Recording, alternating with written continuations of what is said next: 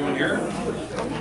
Hopefully everyone has a seat. I don't see any folks standing or on laps, so that's all good news. Just as a matter of process, we need a mover and seconder to close the committee of the whole. So moved. Okay. Thank you. Moved, seconded. All those in favor? Okay, so into the regular council meeting. We have one addition to the agenda before we approve it, and that would be item 5B from Ms. Bellingham pertaining to the 753 water system. I think everyone has a copy of that somewhere in front of them. It's this answering sheet here. And so approval of the agenda, please. Okay, moved and seconded. Councillor Ferguson, Councillor Glavin. All those in favor? Contrary, motion carries. Thank you. And a special welcome and introduction to XY, our new editor. As many of you know, Ms. Knudsen accepted a job offer in Agassiz Harrison, so she spent a year and a half leading the charge of the Hope Standard, and now XY, his preferred name of choosing, is going to lead the charge at the Hope Standard, and he is no stranger to journalism. He has a Bachelor of Arts in Journalism from the University of Toronto.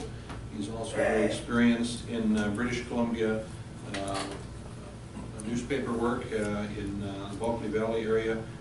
Worked for the Smithers Interior News and Houston Today newspaper. So I'm not here to put you on the spot, but just a friendly welcome. I had a nice visit with XY this morning on a number of topics, and I think we're going to have a very good, hard-working guy to serve the community for the Hope Standard. So welcome.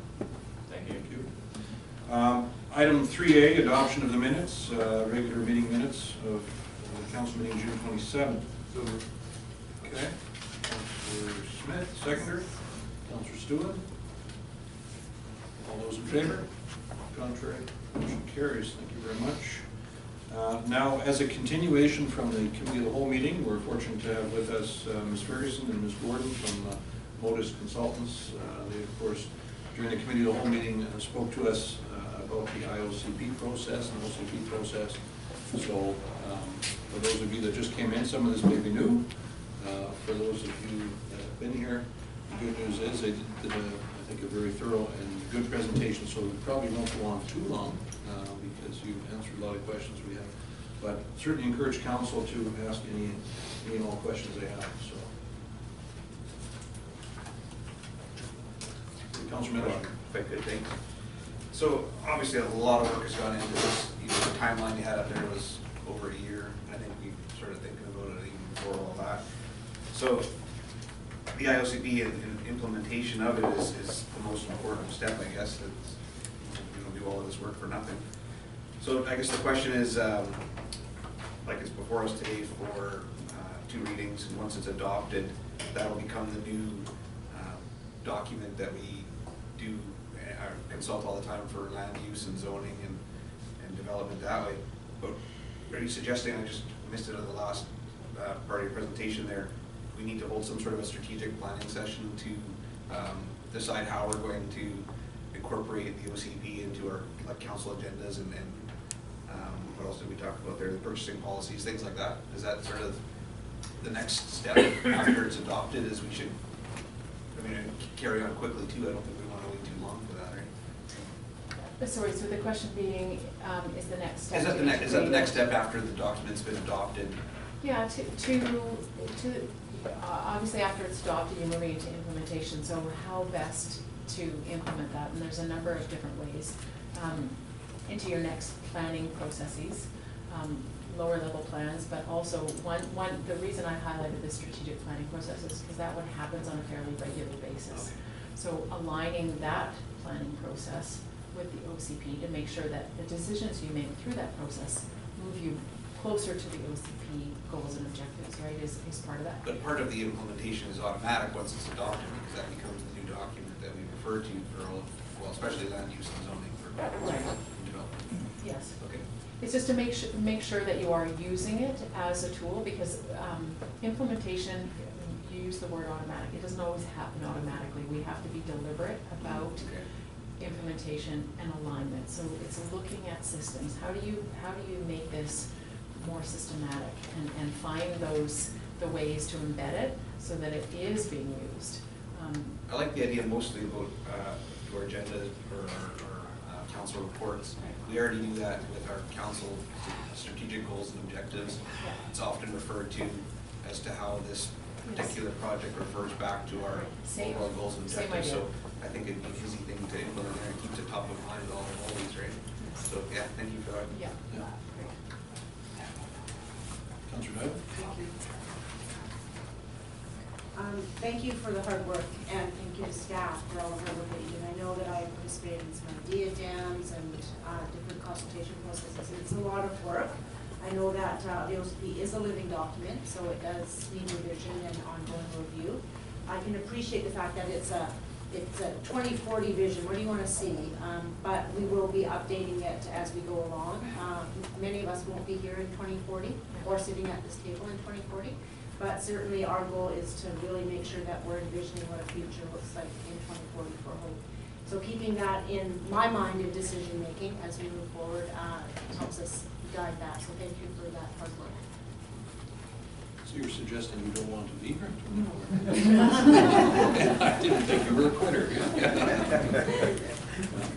Additional questions from you, Councillor Crop? Thank you, through you. Thanks for coming and doing the presentation. I was intrigued when I read online the original package that we received, and it was very comprehensive, and certainly has grown a little bit since the other one that I did a few years ago. And so it was interesting to see a lot of changes, but a lot of things kind of stayed along the same flow. So that was nice. It looks more like a inclusive community feeling when I'm looking at the suggestions that are in there now. So I'm happy to see that we're really, including all aspects of our community, like the senior aspect and a healthy community, and looking towards more people doing more things physically to get them active, and that kind of gearing up towards more, enjoying our green spaces and things like that. So that's kind of interesting. I like that feel of, and there's also a lot of room for flexibility, and I thought that was pretty good. So thank you for that. Mr. Probosky? Your Worship, Council, I think it's important for you to know that the important work that's gone on here also confirms a lot of things that the community has been after for several years. And it confirms some of the important exercises that you and your predecessors have been doing for a while. And I can go back even to the branding exercise, for example, that started in 2012. If you looked at the documents there, the SWOT, the analysis, the partnering, you look at the economic development plan that predated it, and now the update, the strategic update, and strategic planning, you'll notice when we get the final documents delivered that there are a lot of commonalities, and in fact, a lot of that validation has occurred. So as we move forward and all these plans inform the other in an iterative way, that I think the community should take that as a good signpost and something good to know that we're not seeing a sea change here identified, but rather it's a very confirming and a very positive exercise. Okay, Councillor Moore. One of the things I liked, obviously, in the plan was the addition of the minor development limit. So I guess that's a big change from the previous OCP to this document. How do we communicate that? Because that's a tool that we have that we previously didn't, that would perhaps help spur some development, knowing that there's less red tape, right? How do you communicate that out into the world? Say like $200. Your Worship, through you, to answer that question, we need to start disseminating information out there, putting it on our website. There is a change. There's a change to process. The developer, or the property owner, business owner need to know, what the new avenues are. And I think as we sort of implement this plan into play, we'll start making those sort of advances on our website. Okay, good. Additional comments from council, questions? Well, thank you both for attending tonight, and special thanks to Ms. Gordon for the good work at the recent LMLGA. On a separate matter, you participated in putting together a very successful conference, and it was much appreciated. It was probably one of the best conferences I've been to in quite a while. So Yeah. Thank you for mentioning that. Yeah. It was a pleasure. Yes, I was in Whistler, so it was easier for us to. Yeah, you have the home court advantage. That's right. Yeah. Thank you. Thank you. Very much. Oh, sorry. Now, we have our next delegation with us here, I believe. Mr. Wolf, if you would like to grab a seat there, that would be fine.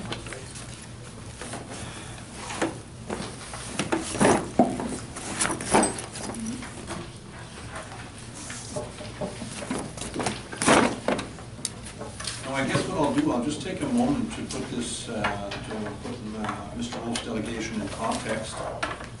It is outlined in the business licensing process that if someone applies for a business license from the District of Hope, there are times when staff may feel it necessary to bring a business license application to council for consideration and approval or disapproval. Mr. Wolf is here to speak to us. We have given Mr. Wolf the opportunity to talk to us in camera in a private meeting, since some of the matters of his particular situation are probably legal in matter. It would be, I think, be an accurate description. Mr. Wolf has indicated to me and to Ms. Bellingham and Mr. Forlowski that he wishes to talk to us in a public setting. So, as with all delegations, we have a sort of a friendly rule of 15 minutes for delegations. You can get a little artistic with that if you feel that is necessary, Mr. Wolf. What I would see happening is here, you're welcome to present to council as to where you feel what your concerns are essentially. Then we can ask some questions, and deliberation of council will probably take place in the in-camera meeting, because there are some legal issues attached to this, and I think that's probably the most appropriate way to handle the situation. So, Mr. Wolf, the floor is yours. Thank you, Mr. Mayor and councilors. My name is Benjamin Wolf. I live at 62030 Flat Hope Road, Site 26. The Wild Rose RV campsite, one of the best campsites I consider in British Columbia. And it seems to me that my stage name is the Wild Man, and I live at the Wild Rose. To start off, I have prepared some documentation about the two businesses I wish to start under major entertainment service. Mr. Hofstetter, my president and general manager, will hand out the documentation and our credentials. Mr. Hofstetter.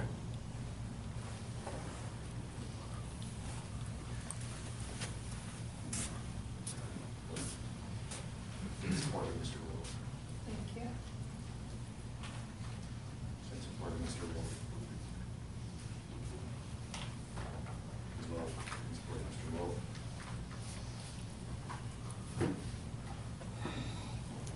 Okay. Yeah.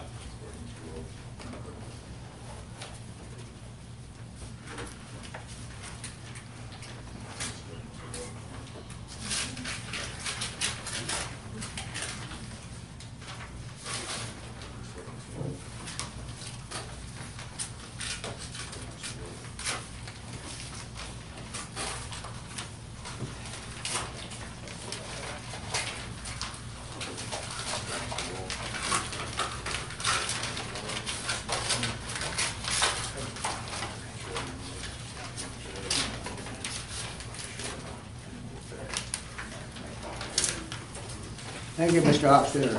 Now, this package is for the general public.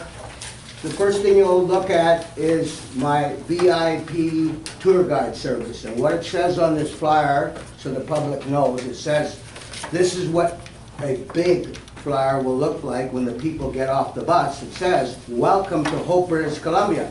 Personal VIP tour guide service. See Hope Museum. See gold artifacts.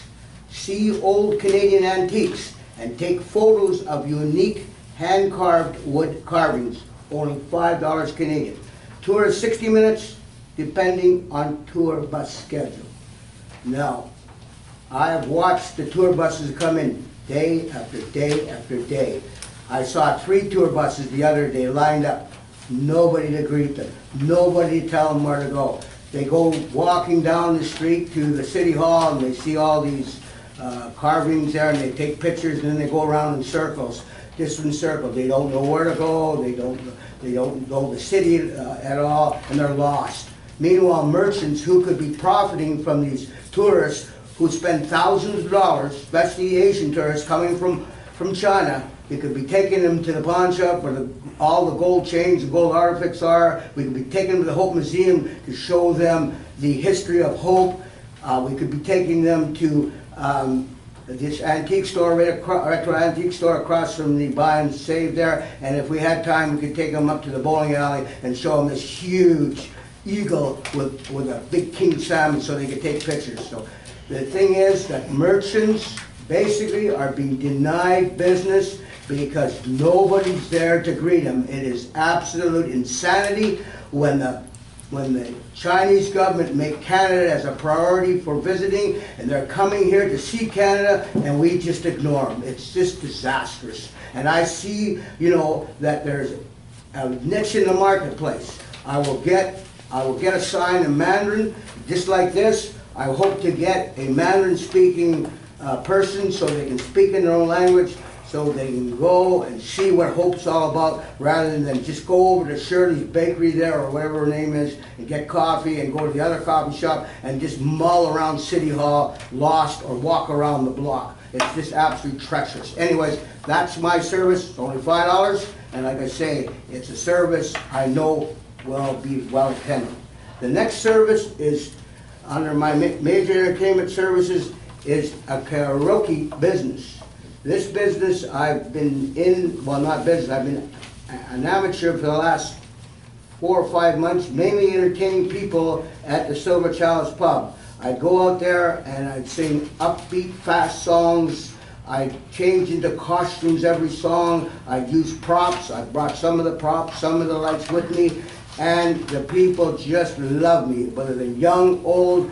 Even when I'm on the street, people, I'd walk in the post office and they say, "Hey, wild man, you are just great. You're the man, you're the person, that we'd like to see, because you are an entertainer." And that's what I'm all about, an entertainer. In fact, one of the more persons in town that is well known, Mr. Gardner, came out to see the wild man perform at the Silver Chalice Pub. So I thought that was very good, Mr. Gardner, to come out and see me. But anyways, I've also entertained at the bowling alley up here. One night there, I changed the costumes. Basically, they have no business up there. This night, young people came in and they went crazy over me. They're taking nothing but pictures. They're coming up dancing with me. Young people are attracted to me because the way I act, the way I look, and the way I dance. So it's something, that's needed in this community, and at the present moment, I'm negotiating with First Nations band to open up a Las Vegas-style karaoke nightclub, and at the present moment, it's still in negotiations, and I hope to be offering a cabaret-style, Las Vegas-style cabaret at one of the best menus I've ever seen in my life, and that's on First Nations Reserve, about 8 miles from here, and it will be incredible. I have everything lined up. I have all the latest karaoke equipment, the latest, in music equipment, so I'm ready to go. I've got the decorations, everything's ready to go. All it requires is permission. Now, what I want this license for is, I've made inquiries in Hope here at the recreation center. There's 2 rooms up there. I could put a cabaret on there and invite the people of Hope to come and have a night with the wild man and be entertained. Some of the people I have on board, one person's called the Wilderness Woman. She's a local female here. She's actually, I call her Bigfoot's daughter. She's in the bush. She got fed up with eating roots and eating insects, so she came to Hope to make a life for herself. And that person there, once you see her, once you see how she sings, how she acts, how she talks, you'll never forget her. People keep asking me, where is the Wilderness Woman? She's single mom and she's, got responsibilities, but she will become. Another person I have is a native fellow that came on board just the other night at the Eagles. I performed there on Friday night. They all love me down there. They get up and dance with me, they love my props, they love my singing. So the people at the Eagles, you can ask them how good I am. I am terrific. I don't want to brag, but I am good. I am a true entertainer. But anyways, on this flyer here, I'll read it to the people. It says on this flyer, these flyers were made up by our friend Jack from Hook Stationery. He tells he's got 50 years experience now after I knew it was 20, but he does an awesome job. I give him the information, he puts it all together. It says right here, are you looking for Las Vegas style entertainment for your next social gathering? Whether it is a wedding reception, fundraiser, corporate social, adult or teenage dance, or a family reunion. Entertainment includes master of ceremonies who motivates guests to get up and dance and sing by being an enthusiastic, motivated dancer and singer himself. I consider myself to be somewhat of a Michael Jackson dancer. A very upbeat, boisterous, enthusiastic karaoke singer who utilizes outlandish Las Vegas style costumes. I have probably over 150 to 200 costumes, unique props, and bright lights to entertain. Again, I'll show you some of the props, but maybe a half of 1%. A professional karaoke DJ with an extensive list of songs for your guests to sing and dance to. Special requests for songs especially.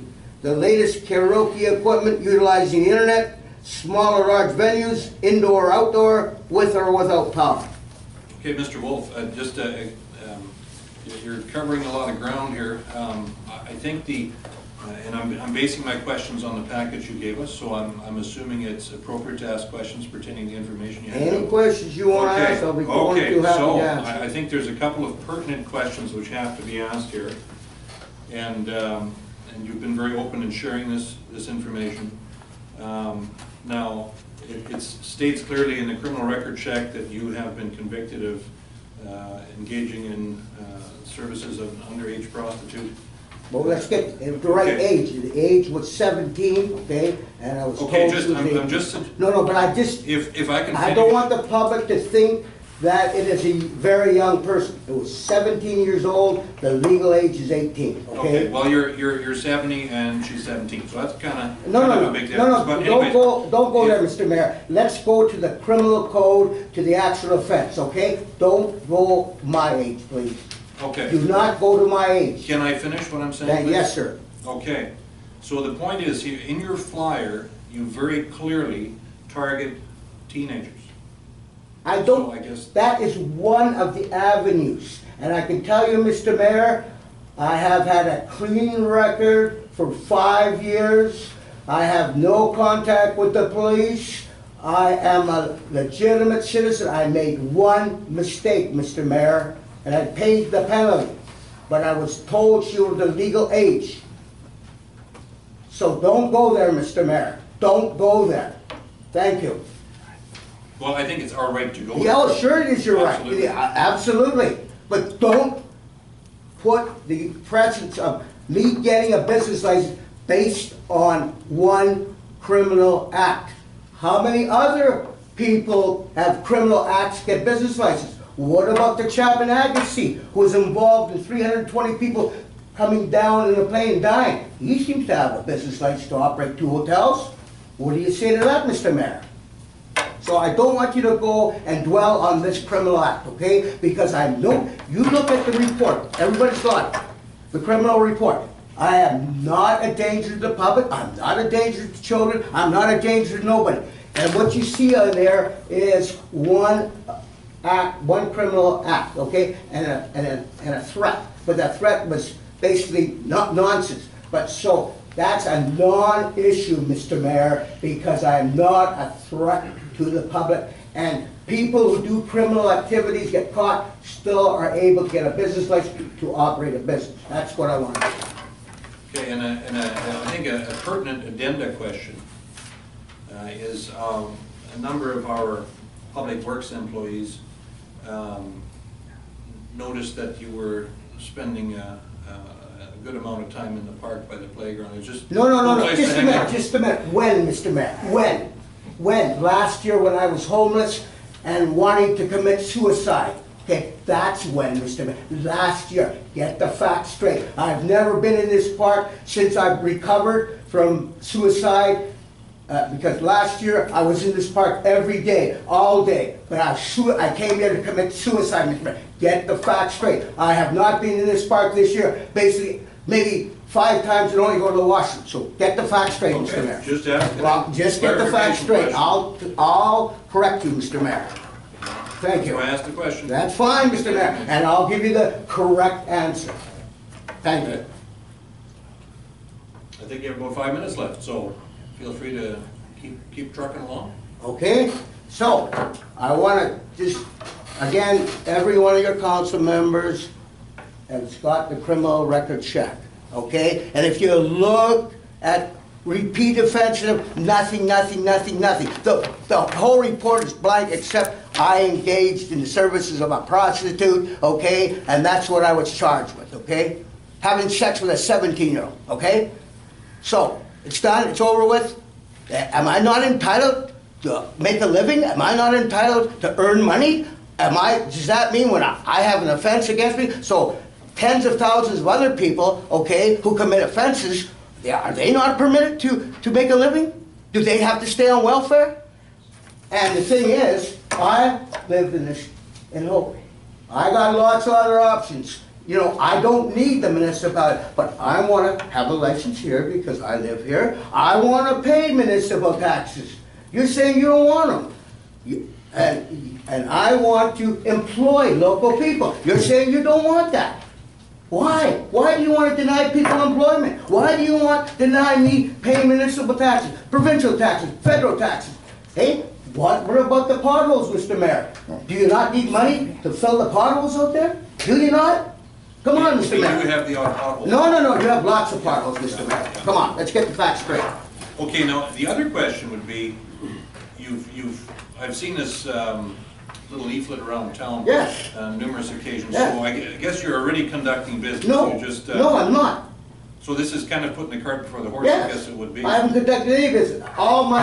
Everything I've done is as an individual person, okay? At the Silver House, the bowling alley there, and at the Eagles, okay? And it's all just me, myself, not my company, Major Independent Service. I'm just putting one of them up there to see what people, if I can get any interest. I have not conducted any business, I have not broken any laws. Okay, just clarifying. That's good, Mr. Mayor, I'm glad Because that seems- you're giving me some good questions. To advertise a business before it has approval and move ahead seems a little premature. Well, you want to get, the feel of the public. Well, is this a good thing or not? So far, I haven't had any feedback, but I can tell you, when I perform, I get lots of feedback. And it's all positive, they love me, they say, hey, you're the greatest person that came to Hope. We love to be entertained.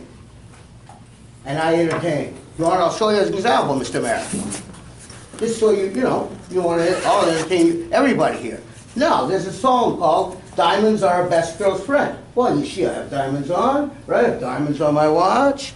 And of course, when diamonds are a best girl's friend, you gotta have something to put over the young lady. And of course, the lady's gotta be a lady, so here she is. Here's a nice lady that loves diamonds. She loves it. So I hold her in my hand. Diamonds are a best girl's friend. I can't remember the whole song. But this is Susie here. Hi, everybody. Hi, mayors. Hi, councilors. I'm Susie. I'm trying to get a business license here so I can get some diamonds. So, now, what else do we have in the hand? Oh, now, when I meet the Chinese, I may be dressed in this outfit there. I gotta see if this is good luck, but if it isn't good luck, I won't be able to wear it. But, we might be wearing that. Now, what else have we got in here? Oh, here. I think we're, Mr. Wolf, I think we're getting pretty close to the 15 minutes here, so. Mr. Mayor, like I say, I'm here to convince you and your councilors that I am entitled to a business license. I'm entitled, okay? It's not a privilege to get a business. I'm entitled according to the law of the land. I'm entitled to earn a living. I'm entitled to earn an income. I'm entitled to pay taxes. I'm entitled to be an entertainer. I have no threat to anybody. The only threat I am is to myself, that I don't have a heart attack. At 72 years old, Mr. Mayor, I'm not living on borrowed time, so I have to utilize every minute of the day and the month in order, you know, to stay alive. And I'll tell you what, Mr. Mayor, I'm in prime shape. I can dance for 2 hours straight. Can you do that, Mr. Mayor? No, I'm not a 2-hour dancer kind of guy, so you beat me. Well, thank you for your submission. Yes, thank you. And when can I expect a reply? Probably the next 3-4 days. Very good, that's very expedient, Mr. Mayor, because the tour buses are coming in, and I'll tell you, I get madder every day. Nobody greets them, they're just wandering around City Hall. I guess you got the captive market of all these tourists, because they don't seem to go anywhere but City Hall and take all pictures. Do you then get them to come in and pay taxes, Mr. Mayor? Well, thank you for your submission. Thank you, Mr. Mayor. Okay, you have a great night. Thank you. Worship, one question if I can clarify, please. Thank you, Mr. Weil. In the fullness of information, you volunteered your criminal record. I just want to make sure that when council goes off and deliberates, that they have all of the information. I'd like to ask you, are you on the BC Registered Sex Offenders list? Yes, I am. Okay. That's compulsory. I That is for 10 years, expires in '81. All I have to do is tell them my address, hair color, eye color, height, weight, you know, what automobile I drive. I have no issue, no problem with that at all. Nothing. That's what they want. That's a good thing because they can track violent sex offenders where they are. So if an offense takes place in the area, they know he's in that area. I agree 100%. And I'll tell you one thing. If I ever meet a sex offender that attracts children, I'll be the first to call the police. And the police will tell you, I'm not attracted to children. Not at all or ever. Thank you. Thank you, Mr. Moore. Our next delegation is Ms. Tim Shields from Advantage Hope. And Ken McKinnon here.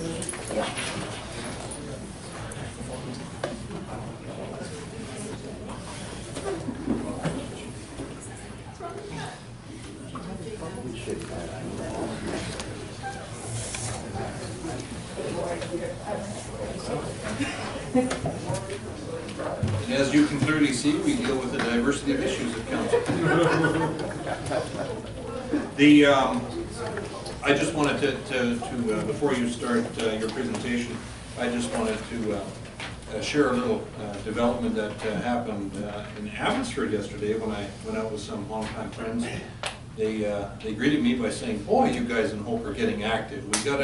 We got a Hope leaflet in our local newspaper. You guys are on your game." So I thought that was kind of neat. And then I went to another place in Abbotsford to pick up some other friends, and they said the exact same thing. So I thought that was kind of nice that the word about Hope is getting out there. So that leaflet, the Embrace the Journey one, was well received in Abbotsford for sure. Yeah.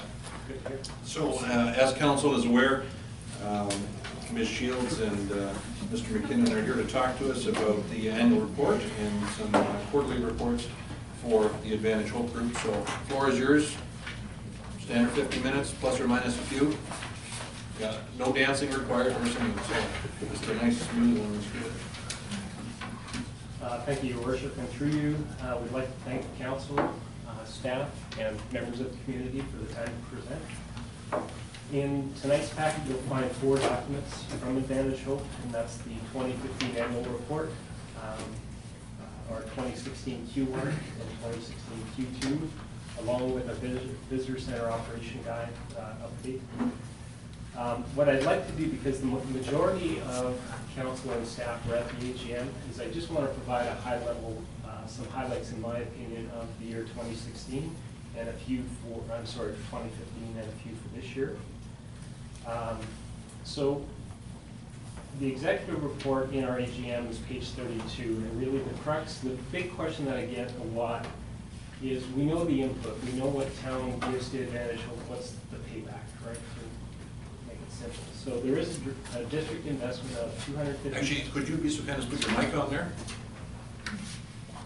There's a annual district investment of $250,000. What we do at Advantage Hope is we go out and look for grant funding that we think aligns well to the initiatives that we have in our annual work plan. So what you find there is, for last year, we went out and were able to get $149,500 in matching grant funding. We've got revenue that comes through the visitor center in the form of sales revenue for various souvenirs and bit of light snacks that get sold there. That's about $23,000. Then there's advertising revenue that comes in through some kiosks that you might see. Hunter Creek is a good example. There's a kiosk throughout the town. There's a trailhead kiosk, and that provides an opportunity for local businesses and entrepreneurs to get their message out. That pans out at about $42,000. There's a small amount of donations that come in primarily through the donation box at the museum. It's about $3,000. And then we've got some contributions that come in through partners. So to that original $250, we leverage up an additional $245. Right? So to any CFO I've ever worked with, that's a pretty decent return on investment right there. But that's not really where it stops. If we think of the ripple effect that money creates, we have 7 staff that are involved in the day-to-day business of Advantage Hope. We also use a number of local contractors that help us with things like digital media, the sales and revenue collection of those kiosks and things of that nature.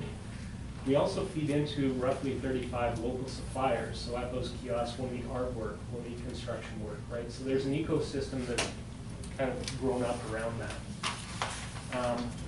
We're also, I think, very good at attracting volunteers, finding efforts that are worthy of their skills, and then getting those folks out on the ground. So in terms of what our work actually results in, we feel strongly about the combination of economic development and the operation of the visitor services, right? If you think of our unique position with the amount of traffic that we get through town on the highways, if we can work through visitor operations, if somebody's out for a weekend or a day, and we have the opportunity to engage with them, where you're from, what do you do, show them a few things about town, hopefully stretch that conversation out a bit, we're confident that we can turn some of those tourists maybe into residents or maybe into business owners looking to set up shop here.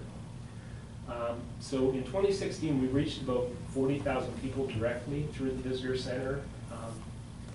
There were about 350 inquiries that came into the visitor center from business people or entrepreneurs looking for information, maybe something on real estate, tell us a bit about the economy, the makeup, things of that nature. Online, this new digital world, which my generation probably has a little grasp of, my nephews have it in spades, and the next one won't know what the world looked like without it. Everything's digital. And we were doing a really good job there of the what they call online impressions.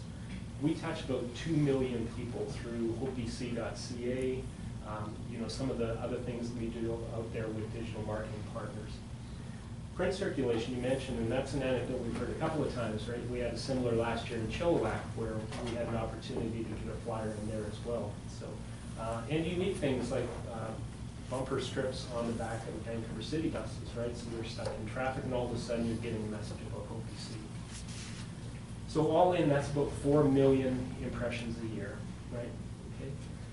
So if we can convert, of those 4 million people that get a bit or an idea or an inkling of what Hope's about, if we can convert 1% of those people into a visit, what Destination BC tells us is an average overnight stay is worth $144. So if we could get 1% of those people to get in the car and come on up, that's about $5.5 million a year in money spent in the community, right? I don't know if that's happening. One of the hardest things in this business is to actually say, what brought you here, right? Maybe the mood, they'll tell you whatever will get you out of their way. So we're getting better at that. So that's really highlights from 2015. We brought a small amount of hard copies of the AGM 2015 final report. It's also available online for anybody that wishes to review that in this convenience. So I'll quickly move on to some highlights from 2016. In our first quarter, we began the station house structural upgrades. We were successful in winning Destination BC grants for both the Hope Cascade and Canyon brand as well as the Scenic 7 brand. We worked with stakeholders to develop and initiate the first annual business walks. We welcomed Diamond and MaxForce. Diamond's a heavy steel company that's operating out of Emil Anderson's old property. MaxForce creates trailers in the property adjacent just behind there. We partnered with Fraser Canyon Hospital in their recruitment efforts. So some of the fruits of the branding effort, we've collected a lot of digital photography and things that help build impressions. So the hospital recruitment thought that would be a good thing to have in hand to highlight things like the golf course and the trail network, skiing, and all the great things that you might do as a healthcare professional looking to move to Hope. We worked with the Free Range Society to develop and implement some customer service training. This is for people looking to enter the workforce for the first time or maybe re-enter the market to help them build the skills, things around building a resume, what types of things you want to be thinking about when you go to your interview and things of that nature. So that was a really successful program. And then to wrap Q1, we had our AGM that was held at the golf course. So again, many staff, council, and the mayor, we thank you for being there. We were fortunate in having Marcia Walden join us as our keynote speaker. Now, Marcia's the CEO of Destination BC, and I think she helped bring some new things to light, but also help reinforce some of the things that we were feeling that, position the way we are, economic development and tourism is a really good way to leverage things that in the past or other places may be done as islands. Q2, we were able to be a part of a delegation. The mayor was involved in as well, Director Adamson, CEO Fortolotsky, in meeting with the Minister of International Trade to talk about an effort to maybe look at the property of Giant Nickel as the potential for a year-round ski hill and outdoor recreation area. We completed the business walk survey and posted that so that everybody could see the results of that first effort, and that will also give us some milestones for the one that we'll look to do in October of this year. We completed the structural upgrades that were at Station House that were undertaken in Q1, and that was handed on to District of Hope for subsequent phase work that may be done there. Again, that work couldn't have come to fruition at the cost and the quality without the effort of a lot of volunteers in town. You probably know a lot of them, so it never goes without saying thanks so much for that. We are now active in working with multiple stakeholders in the development of a Trails Master Plan.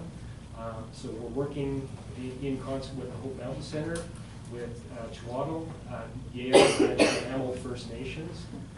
So that'll be a multi-year effort there. If you may be familiar with the Trails of Hope Guide, that's available at most restaurants and points of interest here at Hope. And that's a couple of years worth of work now. We'll look to just make that better and better as we get access and liability issues covered off to make more of Hope's trails available. And then finally, we're continuing to have conversations with the FDRD along with Tourism Chilliwack on the establishment of what's called a DMO, a Destination Marketing Organization. And this allows us to, or may allow us to tap into additional lines of funding to do things like those online presentations, print ad, essentially getting a broader reach in telling the story of Hope and why folks might want to visit here. Lastly, and this is a late addition, we did qualify for some additional funding from the Destination BC Innovation Funds. We're able to take the reach of what we have in the visitor center now, and on the weekends, head out to Othello and actually engage with people kind of off the beaten path a little bit.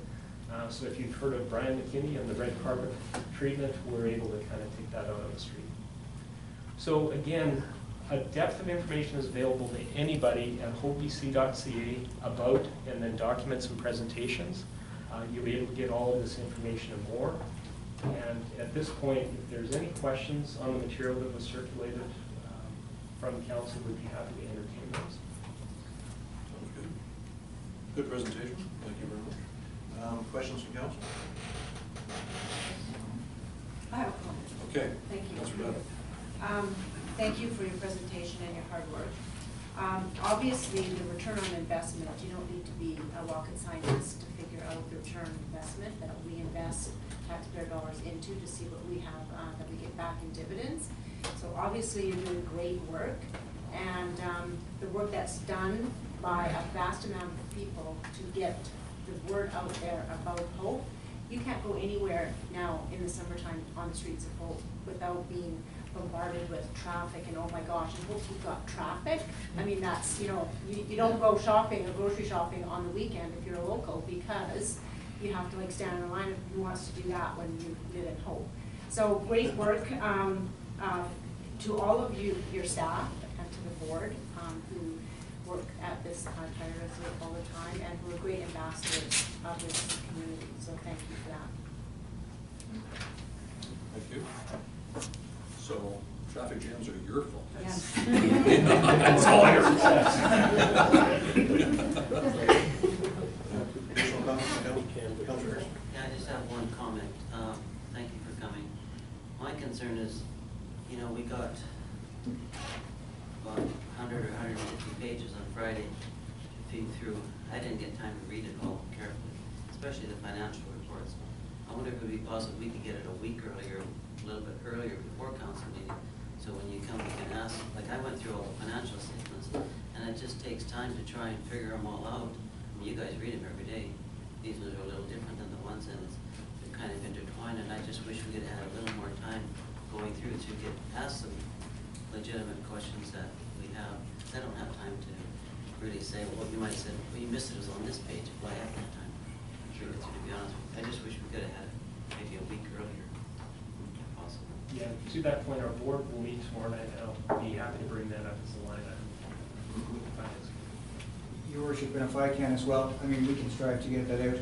Of course, as council, you can question the financial, any aspect of your economic development agency at any time. So you need not wait for a particular council meeting. Yep. But they're not here. I mean, if I answer next meeting will be the 22nd of August or something, you guys won't be here, and so I can't say, oh, Tammy, what happened here, or Ken, what happened here? You guys would be able to answer. That's the one thing. And again, your worship, any questions councilors may have, you can pass to your colleagues who are liaisons to the board, or you can pass to me, or in fact, I don't think it would be a problem if you contacted Mr. McKinnon or Ms. Shields directly. Yeah. Sounds good. Additional comments from council? Thank you very much. Thank you.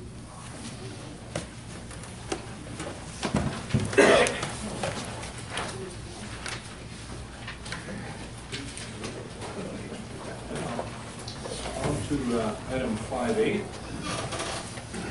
Report from Ms. Bellingham pertaining to business license application of major entertainment services. Perhaps at this point we can have a motion to receive it. Okay, thank you, Councilor Harrison. Councilor Smith, seconded. All those in favor? Contrary, motion carries.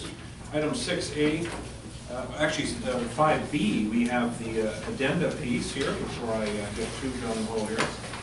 And our Director of Operations, Mr. Dickin, I'm sure will speak to that regarding the 753 water system study. Mr. Dickin or Mr. Forlowski. Worship, members of council. As part of council due diligence, with consideration to taking over the 753 water system, council directed staff, as you know, to have a consultant do a report on the status of the 753 waterworks. And so earlier this year, I let an RFP for an engineering consultant firm to do such a study. And one response came back to the RFP, and that was from Opus Dayton Knight Consultants Limited. and that was in the amount of $26,295 for the analysis, and another $28.80 for a water modeling calibration and flow testing.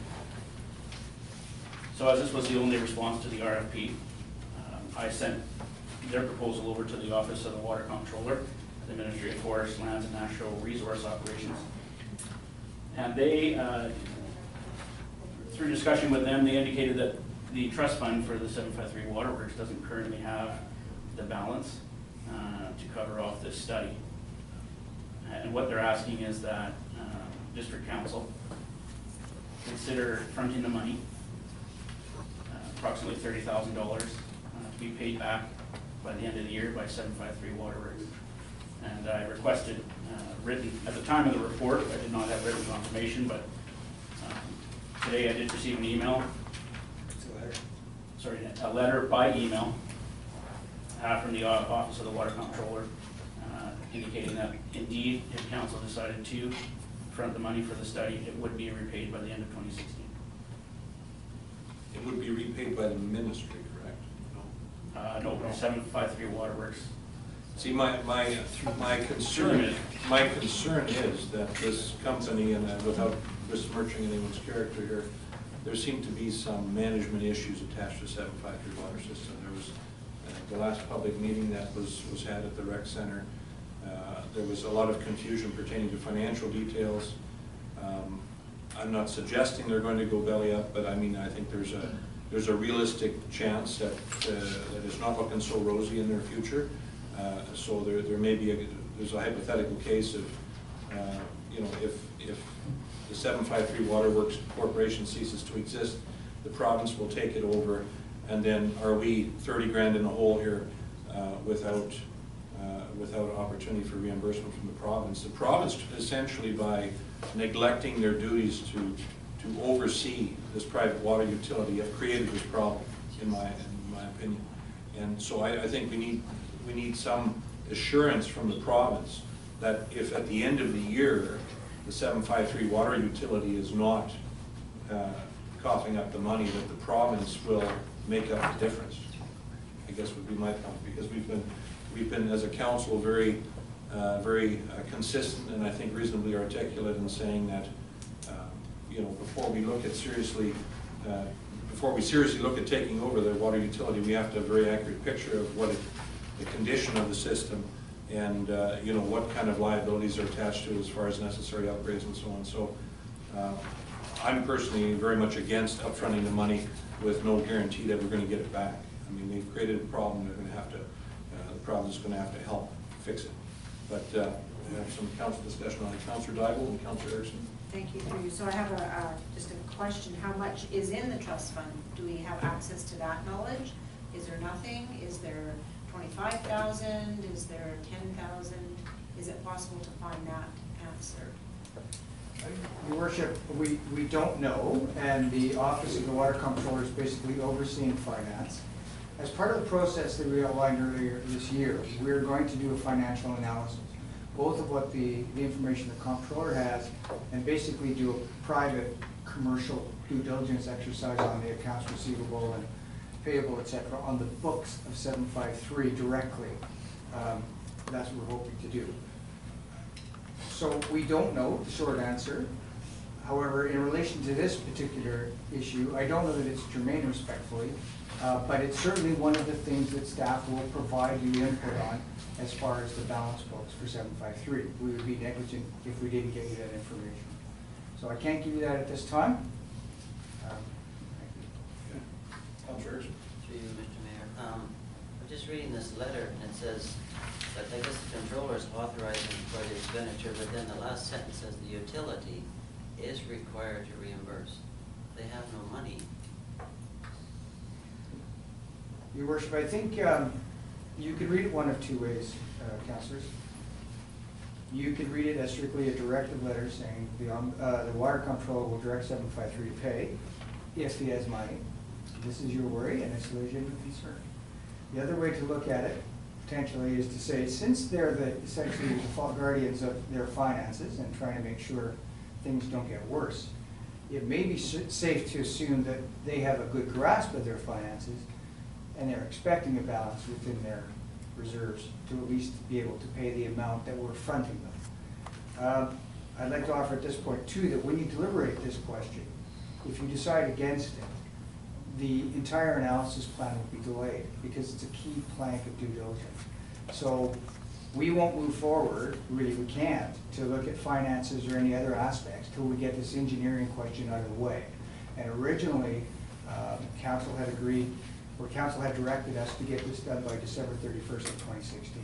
So the implication, and you should be aware, is that if this doesn't happen, we'll get back to you with, at some future date, with a date that you can look to for that information. I guess, Councillor Crawford and then come. Thanks. I also have similar concerns as our mayor in terms of repayment, but on the flip side, I'm more concerned that we move forward with getting some solutions for the 753 problem that we've had ongoing for at least 30 years that I know of. So I'd like to see this move forward. I'd like to see, before we move forward though, clarification of the actual monies that will be available, and why is it being pushed to the end? Is it because there's no money now and they're expecting money? Is that why this letter says this? Your worship, based on cash flow, I believe that's a safe assumption, Councillor Crop. If they don't have it now, clearly 753 customers pay monthly bills, or at least some of them do, and that they will have money getting into their coffers before December 31st, 2016. Okay, so if the comptroller can actually give us a little more clarity in that area, then I'd like to just know, is he in control of allocating the funds, or is it 753 still in control of allocating the funds? Councillor Crop, your worship, through you, the water comptroller's office directs where the funds go. So in fact, for example, for our water that we bill them for, the water comptroller directs 753 to pay us for that. So they would in fact, again, direct 753 to pay for this study. I see. So I'm comfortable with that because it's a step in the right direction, and I feel like it supports the recommendation to move forward on that. Okay, the hypothetical question of if 753 as a corporation ceases to exist, I would feel comfortable moving ahead if the Deputy Controller of Water Rights, Mr. Becker, told us that the province would make up the difference if the corporation is in a position where it cannot pay. Because obviously, you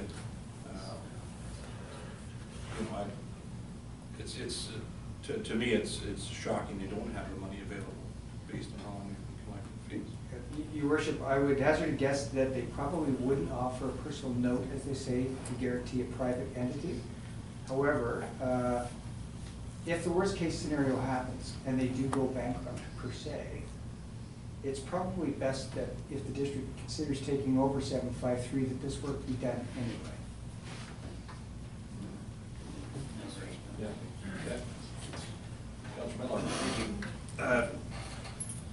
Opus State and Knight was the only company that responded to the RFP. So I know that the district has used Opus State and Knight on other projects in the past, but is that the same company that like the 753 user group? They poked a lot of holes in the last report that Opus State and Knight had on this water system.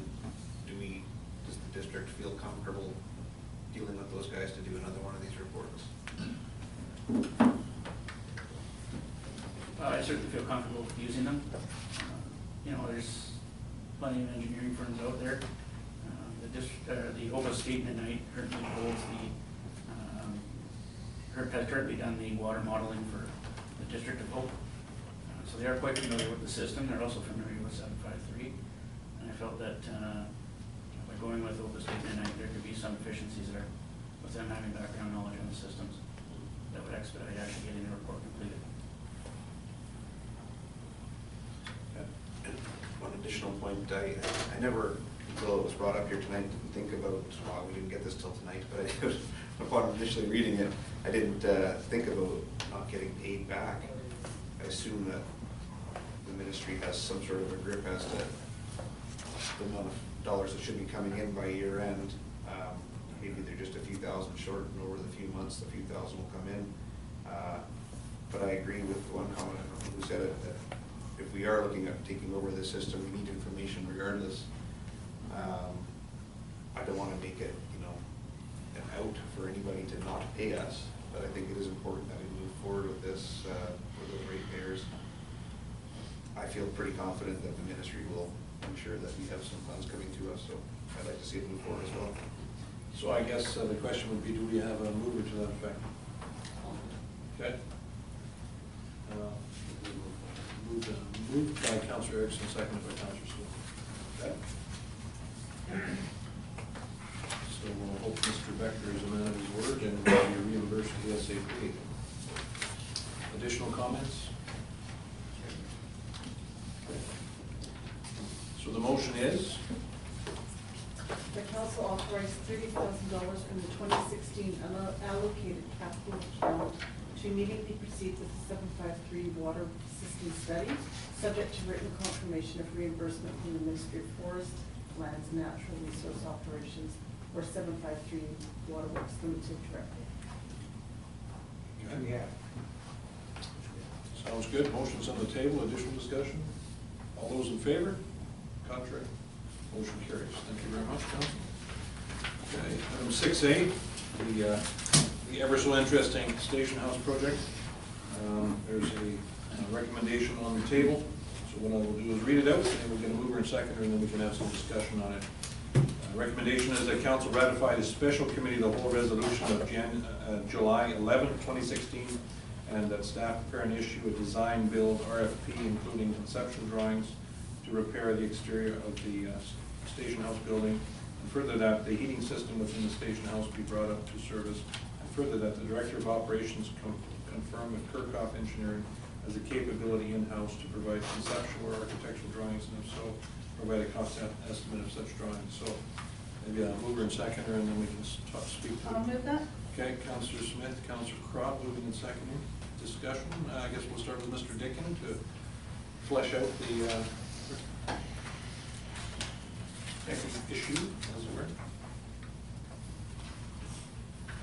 So I did contact Kirkhoff Engineering and asked them if they indeed had capability of doing the architectural work on the project. And they do, as far as the general architecture. They would use associates to do the mechanical and electrical.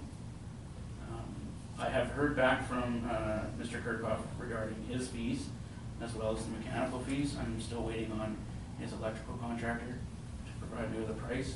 So far, we're at approximately $32,000. Still to come is the electrical component. That'll be for full architectural drawings, interior, exterior, everything, mechanical. Okay. Councillor Except electrical, right? The price for the electrical has not come back yet, but electrical would be included overall when I get all of the costs back.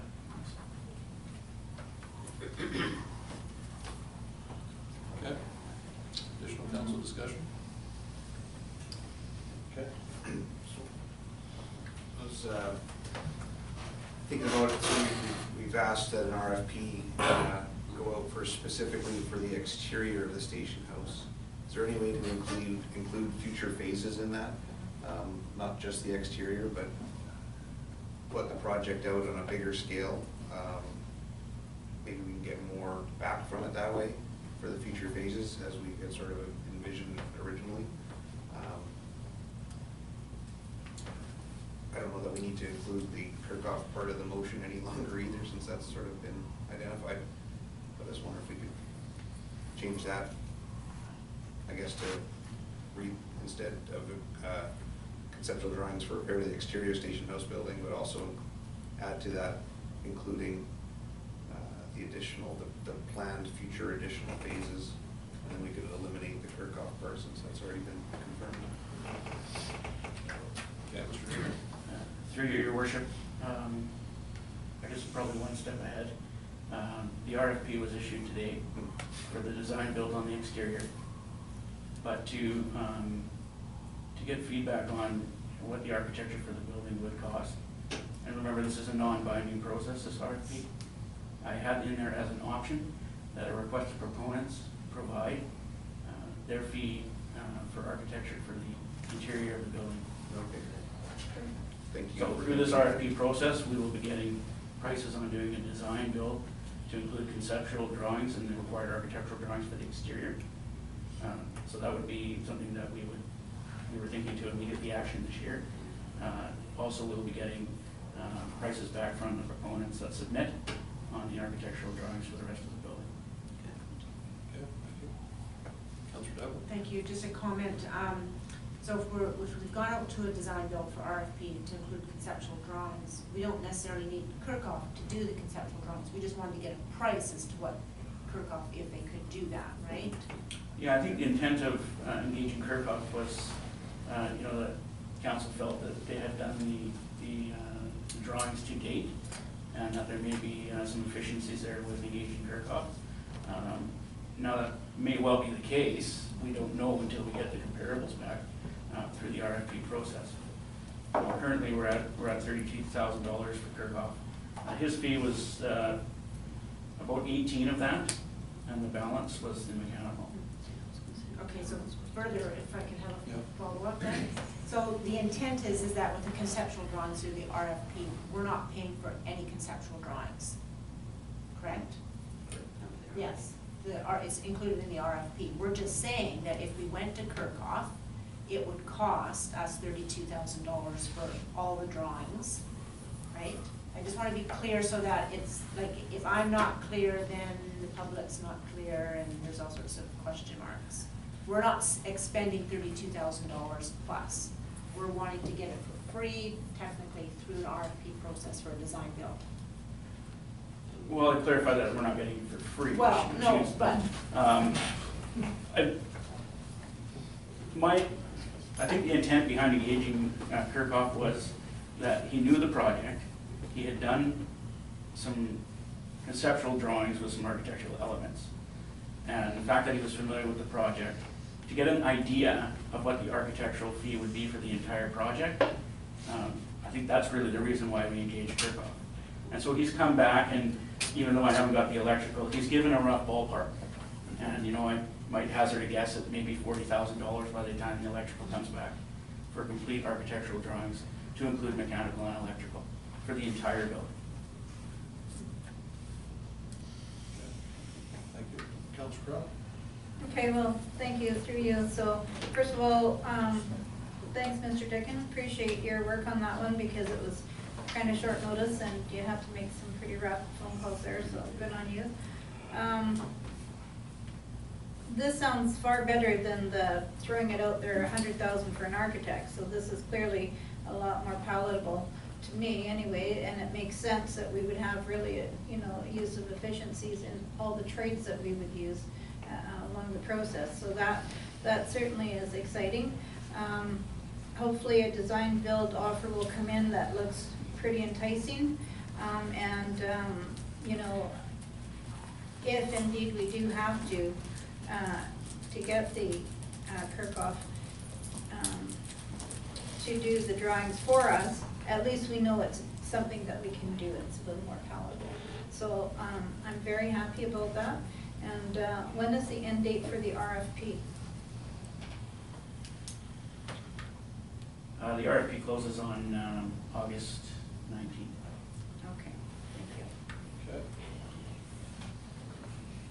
Good. Some good discussion. Thank you. Just a question for clarification. So you say that there's already an option in the RFP to include the interior works and whatnot. That's simply just an option that people responding to the RFP may choose to not take that route? Is that right? That's correct. I mean, through the RFP process, I have asked for that. But because it is optional, I mean, some of the proponents may not be interested in that. They may not be interested in the mechanical and the electrical of the building. They may just be envelope specialists. So. Is it too late to change that to must include? Or is it? Well, I mean, I think we're going to get some responses with regard to that. I've had conversations with a few people, and there are some interested parties out there. So I'm confident that we're gonna get some responses to the optional work, and I wanted to make it an option so that, I wanted to make it clear to the proponents that, you know, we certainly don't necessarily have the funds to engage them to actually do that work, but we're looking for pricing at this point in time.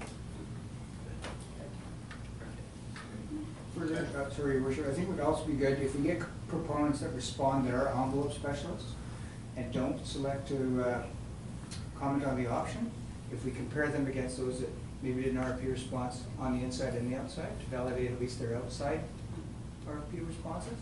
And there's no reason we can't, for example, select one to do an outside, or one to do an inside. Okay, we have a motion on the table. All those in favor?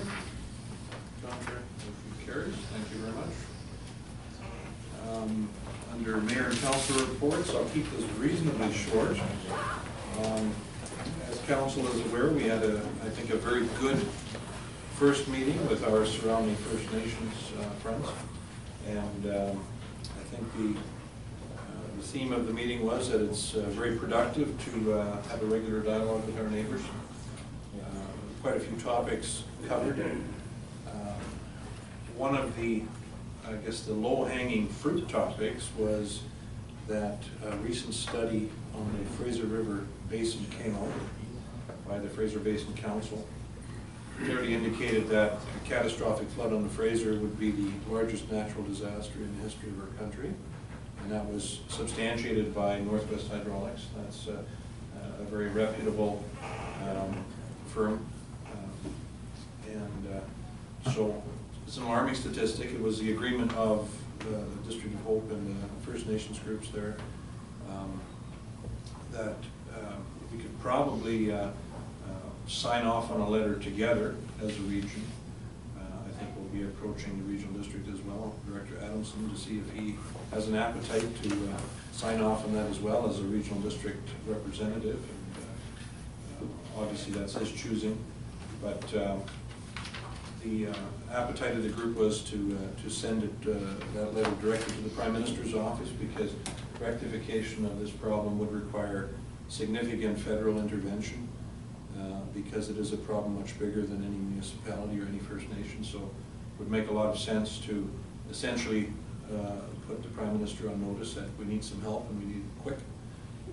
And it also establishes a paper trail that there's a problem identified, and that if we get a proper response back from the Prime Minister's office, he cannot later on say that he was unaware of the problem. It's sort of a good, it's almost a legal notice and we need some help kind of message. So I'll be working with Mr. Fortolowski on getting a letter ready. Procedure will be, we'll have the letter ready, we'll email it out to the respective First Nations, and then we can see if they have any addenda input. Maybe we missed something, but there was, I think there was a very collaborative feel around the table with the First Nations, and the thought was too that maybe we can help each other out in different areas. There was, I know that Chihuahua Bend in particular was speaking about fire protection issues. Maybe there's an opportunity to work together on different fire protection projects. Maybe there's an opportunity to cross-train. We have a very active training program now with some new members in the fire department, so maybe for the next intake there's a good opportunity to bring in some members from Chihuahua to help out their training program. So I would definitely say that was a good use of time, and look forward to the frequency of the meetings is going to start out maybe 3 a year, once every 4 months. And I think that was the agreement that was a good plan. Also had the opportunity to attend the Manning Park's 75th anniversary. It was quite a nice event, and I delivered best wishes on behalf of the district. And Mayor Chilliwack, Sharon Gates was there, and Mayor Princeton was also there. And it was a very well-organized event. Advantage Hope was there with all their goodies displayed, and they were out there promoting our community. Turnout, I think, at the anniversary event was quite good, I would say. Weather was marginal, but acceptable, I guess would be it was a light drizzle, but nothing too extraordinary. Also had an opportunity to attend a lunchtime, and thank you to Mr. Fortolowski and Mr. Dickin for this, Lunchtime recognition of a long-serving employee, Mr. Mac Barber. He's been a member of our Public Works crew for 35 years. I did invite him to a council meeting. He didn't seem exceptionally excited about that prospect, but he certainly has the option to attend and get an official certificate here. If he can't make the next one, I'll certainly make sure that he gets an appropriate plaque, because obviously 35 years is a huge amount of time and effort invested, so that was good. I was able to read, I think this happened after the last council meeting, I believe. I was able to kick off the story time in the park season, so I read a book to the young people. And not being a dad, I think it was probably not as animated as it should have been, but practice makes perfect, so maybe by the time I'm a dad, I'll get it figured out. So it appears there'll be lots of time for practice on that front. That's a separate issue. And then on Saturday, I had an opportunity to attend a wedding anniversary, 60th wedding anniversary of Walter and Joyce Pankew, and I invited them to attend our next council meeting. And those of you that have been involved in council for a long time, or have attended council meetings a long time, they probably remember they were out for their 50th wedding anniversary. And so I said that, and they're not to let the cat out of the bag, but obviously anyone can do the numbers. They're in their early 80s, and so given their good health and good spirits, I think it's realistic they'll have a 70th anniversary. So hopefully we'll all be there for that. So they'll be. We'll make sure. Maybe we can make sure we invite them for the next council meeting and have an appropriate plaque for them. And that is it. I'm going to keep it short. Got a few other things to say, but we want to get out of here before midnight. So maybe we'll start. Yes. Mr. Dickin? Yeah, sorry, Your Worship, if I may. I'd like to correct myself on the date for the Station House RFP. I've got too many dates going through my head, it seems. It's August 26th. Thank you. Okay, sounds good. Gives people more time to put a good package together. That's good. Okay, thank you. Now, Councillor Smith. Met with Hope Brigade Days on July 12th. Big leading up for the Enduro Cross. Been working, one of our directors has been working with staff on the grounds down at the sports bowl on introducing this new race that we're going to have. We've had participants sign up all the way from Manitoba now. It was Calgary, now Manitoba. We have 3 registered from Manitoba, the island.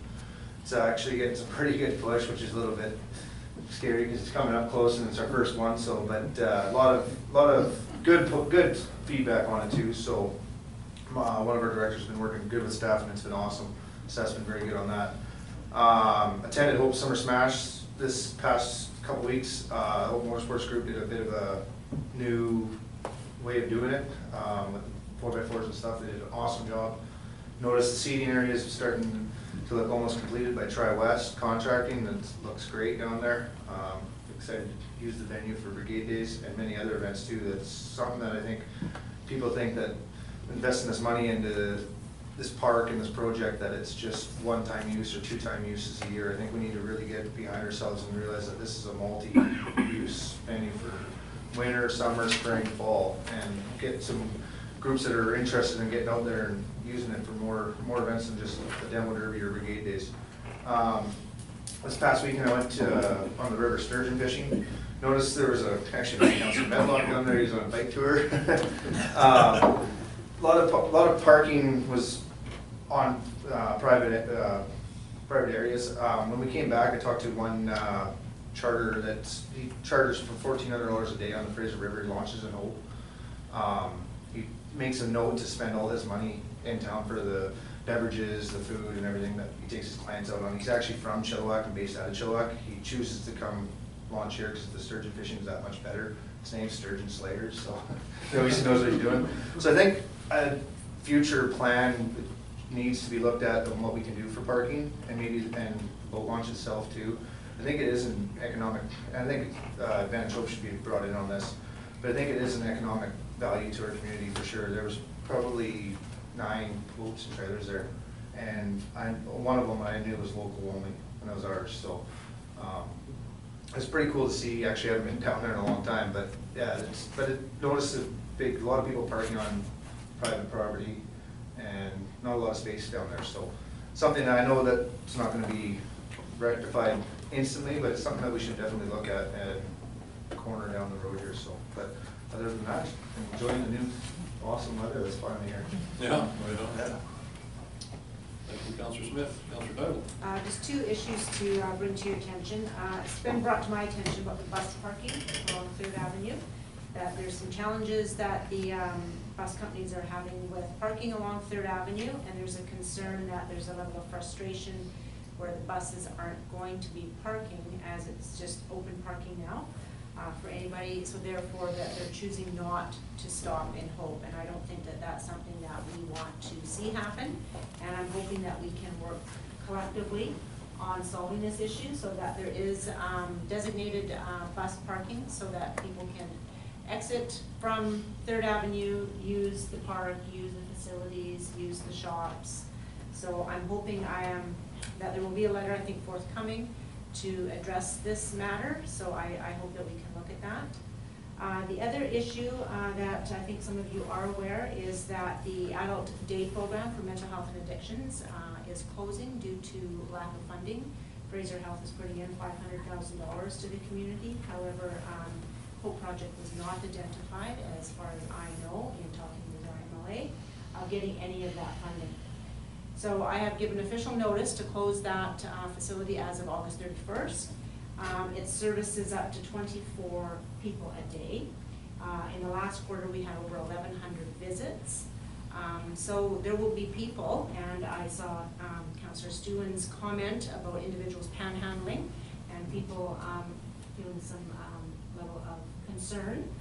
And I can only indicate that I'm sure will get worse as of August 31st. So I know that our MLA, I've been working with him, but I'm not sure if it's a wish from council to have further discussion around what can be done, because this project meets the needs of many individuals who are marginalized and oppressed, who otherwise would be panhandling and loitering and, you know, going to tourists and you know, loitering in the parks. So it's a bigger issue than what it might appear at this point in time. It will become a bigger issue. So I just put that out there for your information, and if that's something that we want to discuss, we can do that. Thank you very much. Councillor Stewart. Okay, so quick question. What is the cost of that program? It would cost about $100,000 For a year? annually. Yeah. So I'll start with that. So I did receive some comments and emails from the community and some tourists. For people who don't know, I waitress on the weekends in Dogwood Valley. And so I do have interaction with some tourists who travel, and I had received some comments about panhandling and some challenges on the streets. So I emailed our staff, and I received a quick response, and felt that it was being dealt with very efficiently. So I just leave it at that. I was happy with the responses I did get. Secondly, I went to Story Time in the Parks opening day. For those who don't know, I created the program in 2004, and in 2008 it was acquired by other community groups to continue the program. So it had its 12th annual start this year. That was exciting.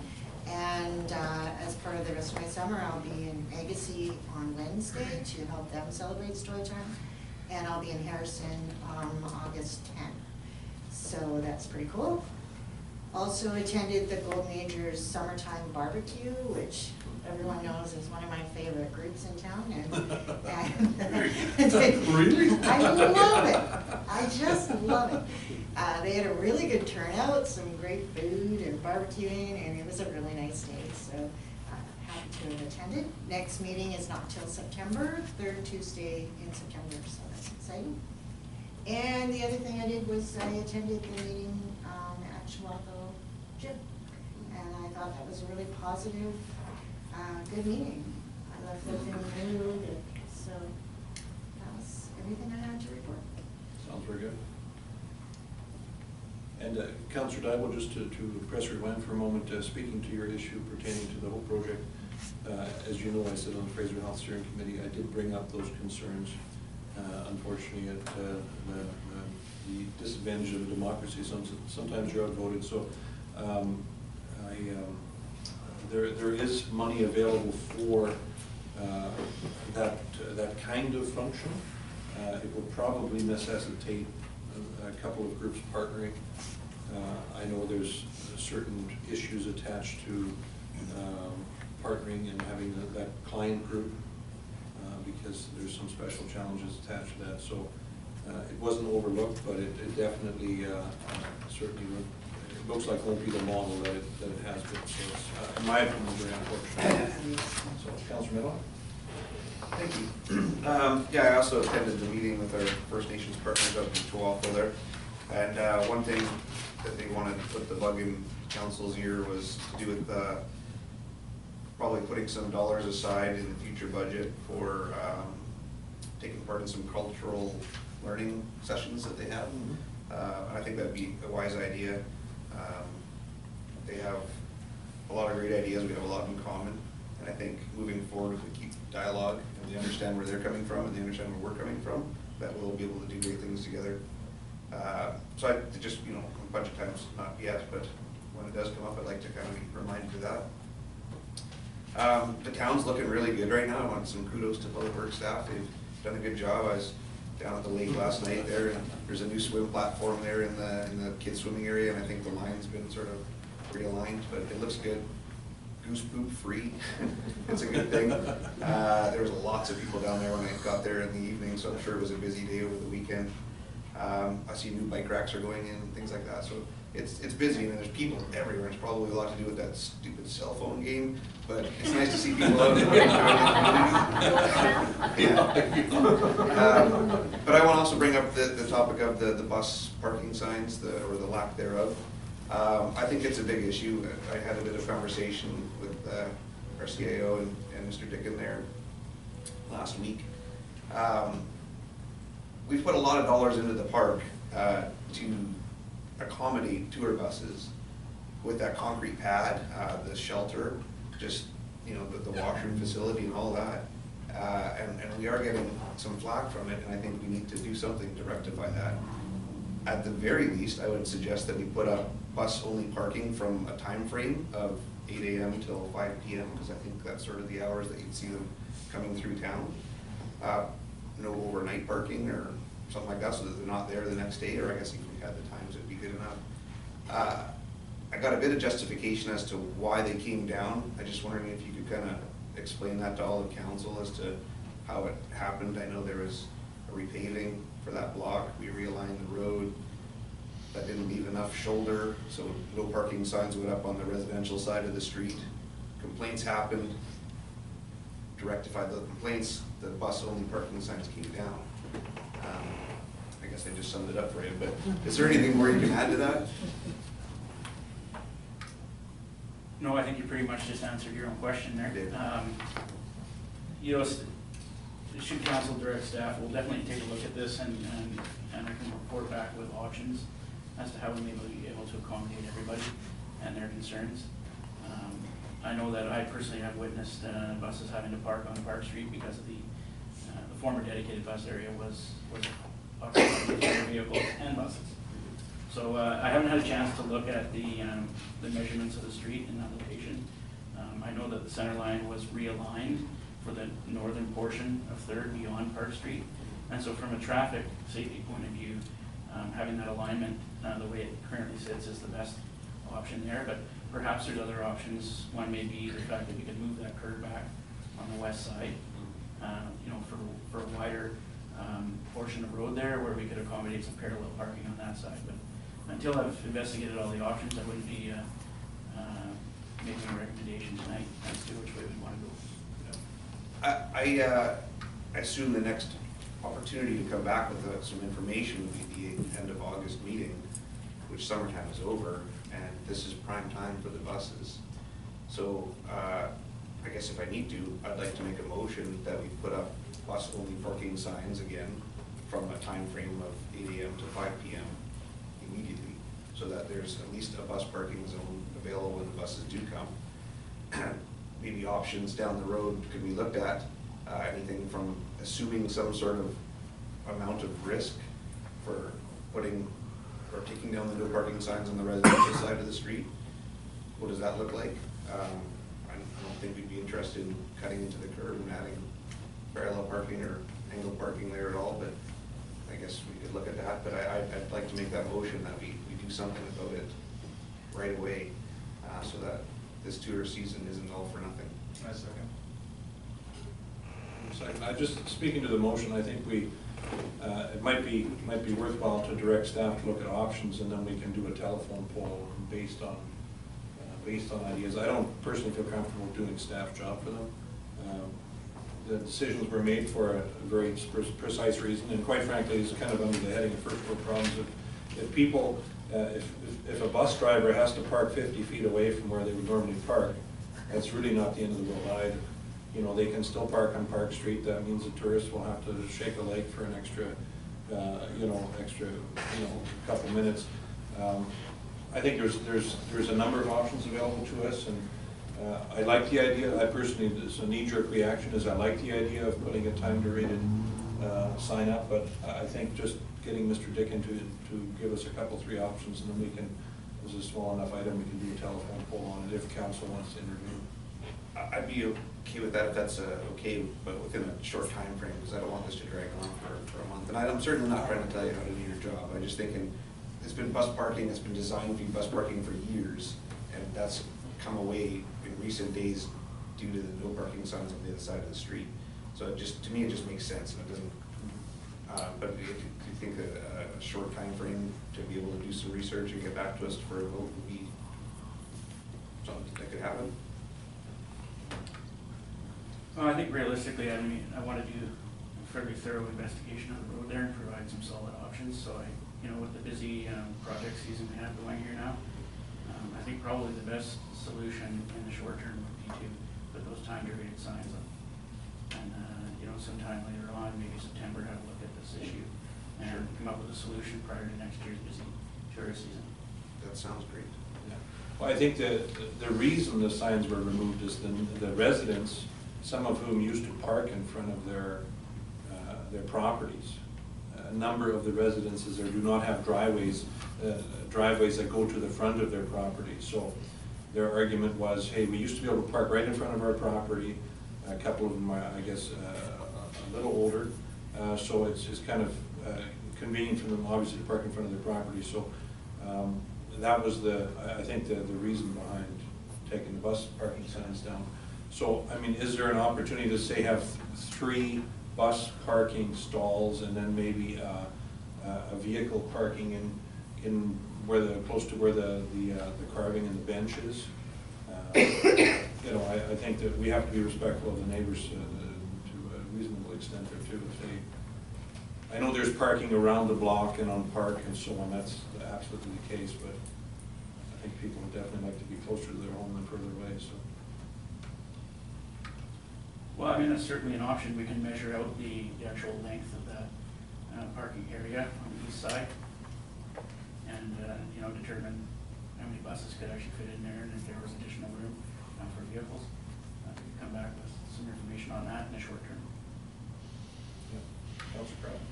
Thanks.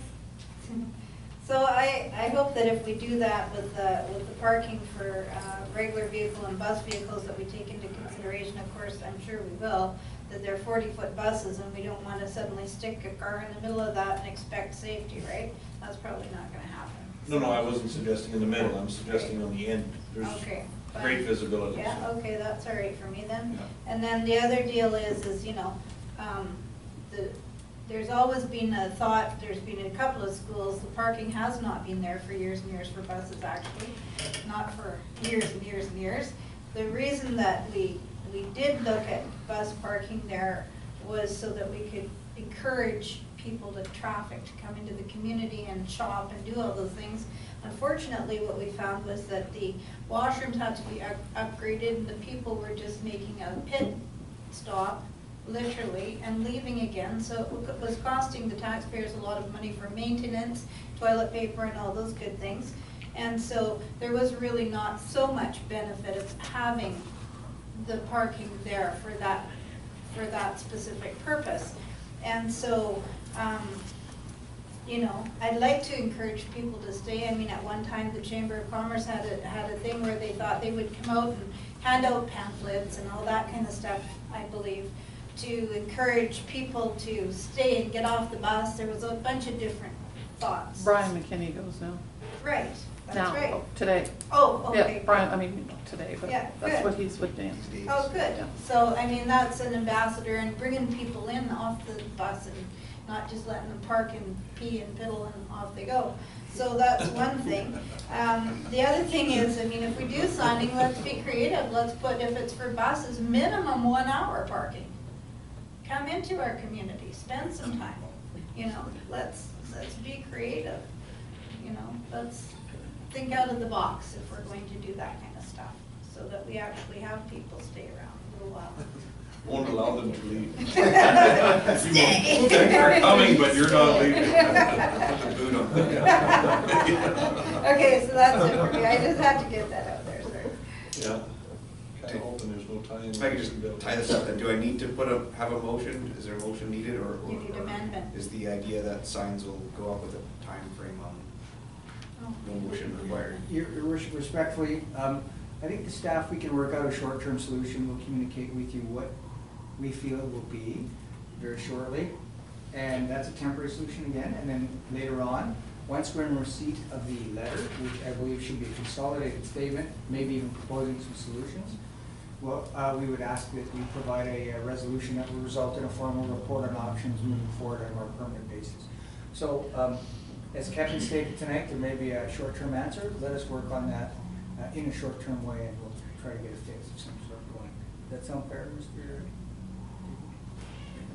Okay, looks like we're all on the same bus, that's good. Oh, geez. Councilor Erickson. Mom's not leaving on the same bus. Okay, I just have a short report. I also went to the First Nations meeting. I was really impressed by their facility over there. I haven't been there before. Beautiful, beautiful facility. And one thing that came up after the meeting, talked to one of the people at the meeting, and they were concerned about the fire protection. And so I suggested that they talk to Camp Hope, because Camp Hope has a fire protection. They have a fire truck, and they have people at Camp Hope that actually are trained in fire prevention. And did you know that out at Camp Hope right now, I phoned the mayor on Saturday, I said, you should come out and look. There was over 6,000 people camping out there this weekend. And over 4,000 during the week. That's a lot of people. I was really impressed to see how many places packed, like you could hardly find a place to park your vehicle. So it brings a lot of tourists into Hope. So anyway, that's all I have to report. Okay, thank you very much, Councilor Erickson. Councilor Crowe. Thank you, through you. So mine's just a brief report too. I'd just like to let everyone know that Park Street Manor has a new manager, Christine, and I'm sorry, I totally forget her last name, but anyhow, I'll bring that back next time. And she's taken over for Judy Arrowsmith, who did a wonderful, absolutely wonderful job looking after Park Street Manor for many years, and she's now with Care Transit, I believe.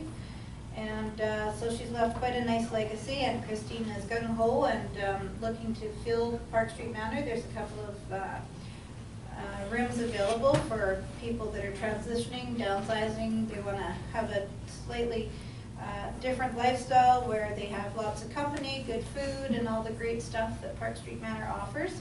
So yeah, so it's a great place in there. I like it, and they've got a great staff. I'd like to also mention the parks crew in Hope have been working extremely hard this year. All kinds of little things they're doing. They're training, I think, a couple newbies, and I believe some of the older staff are got it done right. So that's awesome. They're really taking pride in our community, and I love it. And they're also, I've noticed casually that they're also ambassadors for our community. They're wonderful, and they greet people, and people look a little lost, and they, yeah, we can help you out, and they're pointing to different, you know, directions for people to go in and stuff, so, hats off to that. The town looks nice and clean, and, I was in a different community. I was actually in Ashcroft not so long ago, and I really felt sad. It was really, you know, I thought, boy, if one person tells me anything negative about Hope, I'm dragging them to Ashcroft. They'll come back feeling pretty refreshed. It's a nice community we live in, and I think we should be proud of the volunteers we have in our community and the staff, and that's that. Thank you. Thank you very much. Okay, thank you to council for their reports. And then item 8A, permits and bylaws.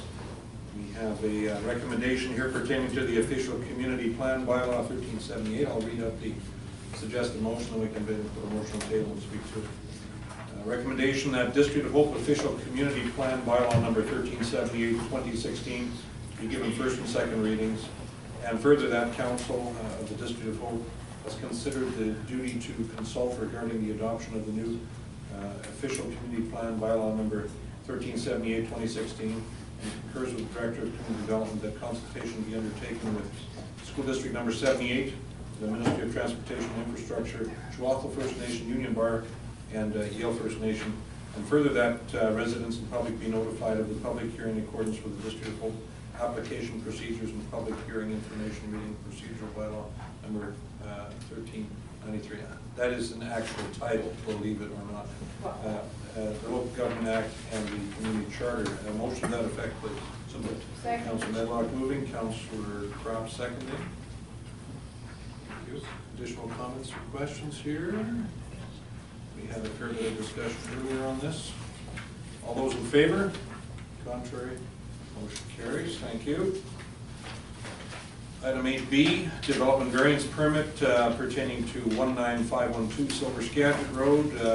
Recommendation that council approve the development variance permit in order to relax the northern interior side yard setback from 7.5 meters, 25 feet, to 3.05 meters, 10 feet, in order to construct a shop, and relax the northern interior side yard setback from 7.5 meters, 25 feet, to 4.5 meters, 15 feet, in order to place an accessory mobile home for the property that you described at 19512 Silver Skagit Road.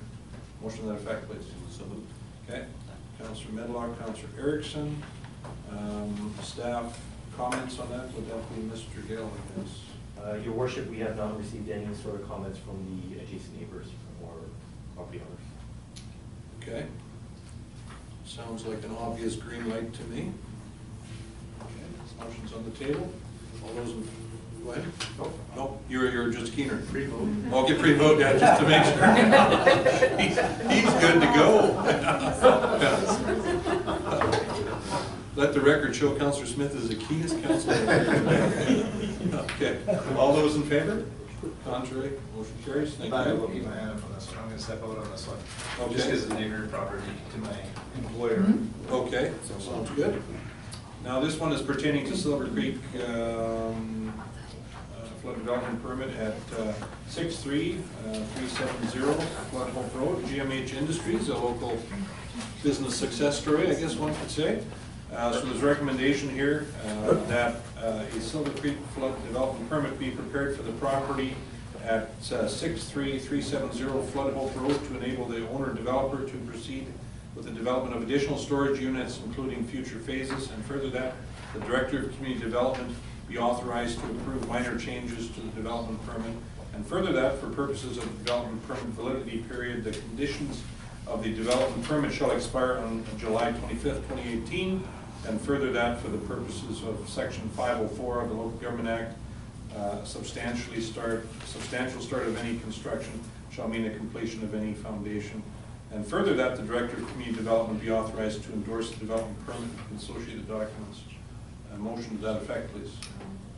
Okay, Councilor Stewin moving, Councilor Medlock seconding.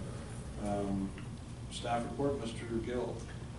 Your worship, through you, this, as you had mentioned through your the recommendations, I'd just like to highlight the one item that we had sort of presented in the report, which is the motion to council, which says the staff is proposing that the future phases outlined in the plan be included as part of this development permit, And that is why council's recommended motion is written as such, further that the purpose of section 504 of the Local Government Act, the substantially start of any construction shall be mean completion of any foundation. By wording, the motion suggested this will relieve the property owner from needing to apply for future development permits for the remaining phases. The applicant welcomes this as it is cost savings that could be invested back into their business. Now, the caveat to this is basically, he also understands that substantial start may not give immunity in an event of a regulatory change or significant deviation from the outlined phase plan. Okay. Solid report as usual. Councilor Pennell? Just a question through you to staff, please. So with that phase 2 and 3, that still falls within the validity period that would expire in 2 years, is that correct? Substantial construction start would need to take place on those 2 phases as well within July 25th, 2018? Your worship, through you, basically substantial start is any time the foundation's in of any of the phases. Okay, so even if phase 1 foundations are in, that considers that phase 2 and 3 can then, so I guess, where does phase 2 and 3 expire? It can, and quite frankly, from our solicitors, we've been told that it can sit in perpetuity. However, it's to the district's discretion. Okay. That we can intervene if, let's say, nothing's been started for the last 15 years. Okay. Some extreme circumstances. Well, I think it's great that we can include that in there. It shows we're really working with our developers to be business friendly, so thank you for that. Red tape reduction strategy. Yeah. Excellent. Okay. Sir? Thank you. As a proponent, are you, did you want to add anything, or is it looking pretty good the way we're presenting it here? Oh, yeah, it looks really good. We're just gonna try to move forward with exactly the same thing we are doing, just more mini storage. The only thing being changed that instead of going ahead with wood construction, we're going to be going with all steel, non-combustible buildings. Yeah. So a lot more in line with, you know, safe and in line with our business and what we're doing, so. That's awesome. Better all around. Well, congratulations on your business success, and make it big, make it beautiful, and if there's more property taxes coming, that works for us too, so. Yeah, they're always. Sorry to bring that up. Got the screwdriver on our side there. Yeah, sorry. We're trying to keep them as low as possible. Trying to do our share, yeah? Yeah, no, much appreciated. Yeah, thank you very much. Okay. Yeah, Councilor Exel? Yeah, we have to do that, yeah. Any comments on it, additional comments? Okay, all those in favor? Contrary? Motion carries. Thank you. Now, under item D, fees and charges amendment bylaw number 1364. Perhaps a motion that fees and charges amendment bylaw number 1364, 2016 be read a first, second, and third time. So moved. Okay, and then the discussion on it here in a moment. Councilor Crop, do we have a seconder? Thank you, Councilor Smith. Mr. Forlowski, why is this exciting? Well, I can defer that question, or refer it maybe to my colleague, Ms. Bellingham, first. However, what I can say is that some of the fees have been adjusted, in effect, adjusted downward. So that's a good thing. I don't think we'll be getting any complaints there, so. So the bylaw was referred to usually department heads, like in the planning and Department of Community Development, and he's there and recommend changes as outlined in the memo. Fees and charges is something to try to look at annually, or if we see a need for adjustment, we'll try to adjust them sooner rather than later. So it's always something that's going to be coming forward for adjustments. So I think the memos outlines most of the changes, unless you have specific questions about any one in particular. Okay, Councilor Mello, thank you. I do, thank you. On the $20 charge for disposal mattresses and box springs being reduced to $10, I think that's a good thing. There's been a lot of public feedback about that being too expensive, and that's why they feel there's an increase of seeing mattresses dumped on roadsides outside around the district boundaries. So I think that's a good move. And then the deletion of the $10 minimum fee. So there's no minimum fee being put in place at all? Is it going to be strictly just based on weight? So is this something that is our contractor had to be consulted with, or do they understand where we're going with this and agree to it?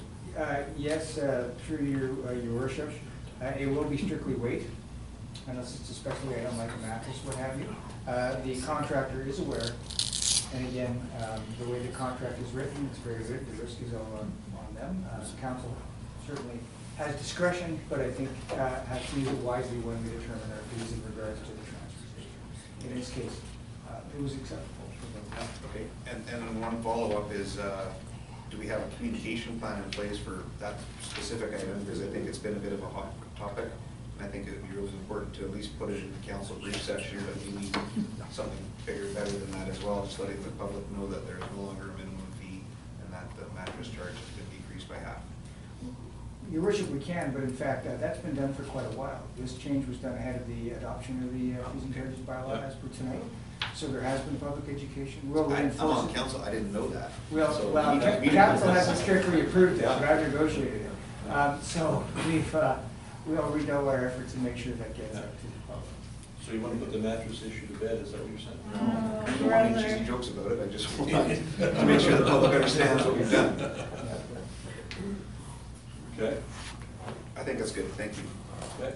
That's for you. I just have one question.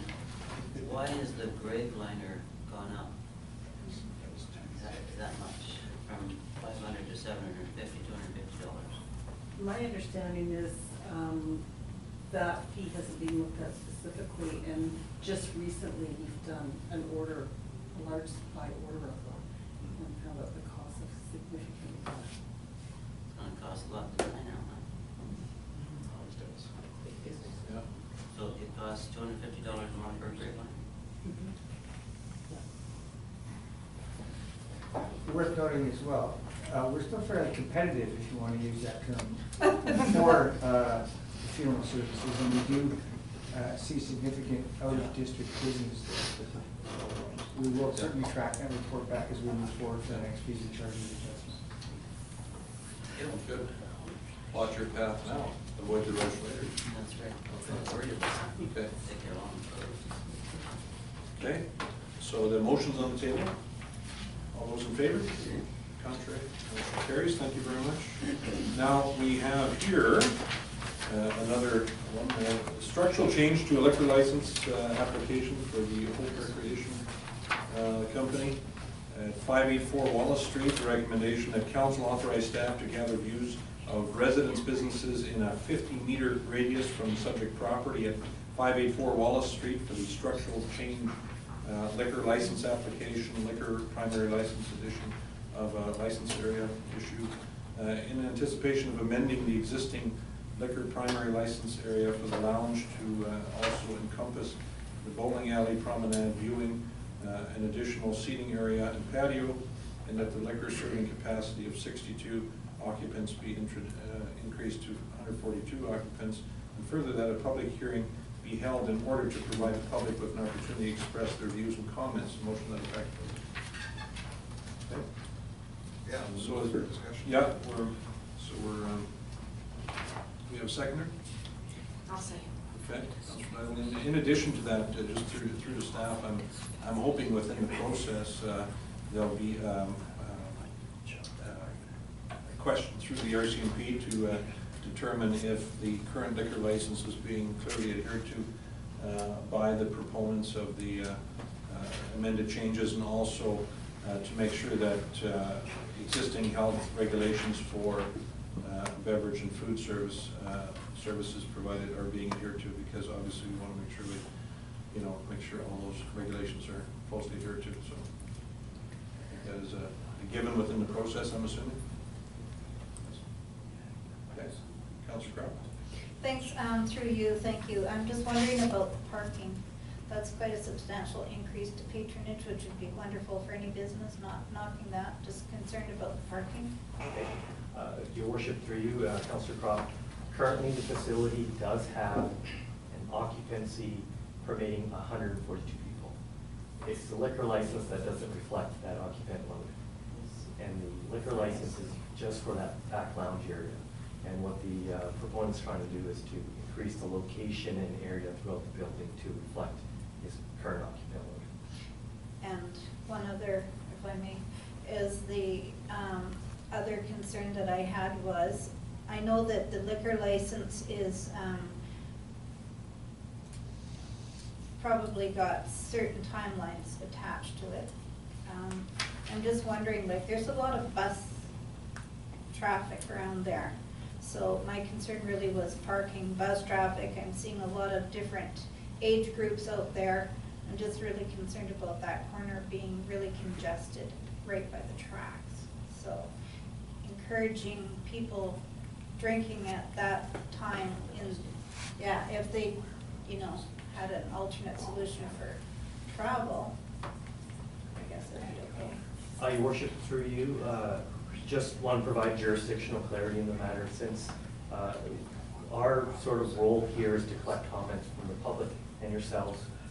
We can provide that over to the liquor control branch, who will be issuing this license as to, just as general comment that they require as part of the process. Okay. Thank you. Okay. That's it. Sounds good. Councilor Miller? Yes, I'm not sure if this is the opportunity, maybe at the public hearing will be more of the opportunity to ask the proponents some questions, but pertaining to the report, first off, you've got a statement here that says overall, if staff were to supply comment that they're in support of the license amendment, but only if the applicant completes all works with appropriate and necessary qualified professionals. So my question is, whose job is it to make sure that works are completed by appropriate qualified professionals, and how do we make sure that takes place, I guess? Your worship, through you, that statement was made because council or staff have been in conversations with the proponent of this liquor license amendment. However, there are, and as mentioned in the report, there's been a wall removed within the facility. However, we want to have the reports or structural engineer's opinion about that, and also the appropriate permits to be applied for. However, there's two separate matters here. That's from the building standpoint, that's from the district standpoint. This liquor license isn't today's topic. That's correct. It is today's topic, yes. Okay. Another question I had, which I'll bring up now, but maybe it's again something that we can bring up again at the public hearing opportunity. He's got a map provided here that shows the facility and a new line drawn as to where he wants to have a licensed area. Now, I know bowling's not the most popular sport for kids these days, but basically he wants to include the seating area and the access to the washrooms that kids would have to basically travel through a licensed area. Do we have any idea if that's okay, or are kids no longer going to be allowed in the business? Your worship, through you, that's another comment that we can provide as to the liquor control branch if council is amenable to that. Okay, and I also have the point about the RCMP being consulted. Do they have an opportunity to comment about, you know, the number of attendances to incidents and situations that take place there, and if they feel increasing the liquor license area with increasing problems or not? Your worship, through you, we can sort of investigate that into things as well through the RCMP. We can also talk with the liquor control branch officer who's in charge of sort of making sure that the applicant is following or adhering to the license itself. Okay, and one final question I think was about the notice that's to go out is 50-meter radius. Where does that 50-meter number come from? Is that something in district folks policy? Your worship, through you, usually what the procedural bylaw says is 30 meters. And quite frankly, I think the liquor bylaw itself just talks about a methodology used similar to rezoning. However, we also go with a conservative number of 50 meters from the area.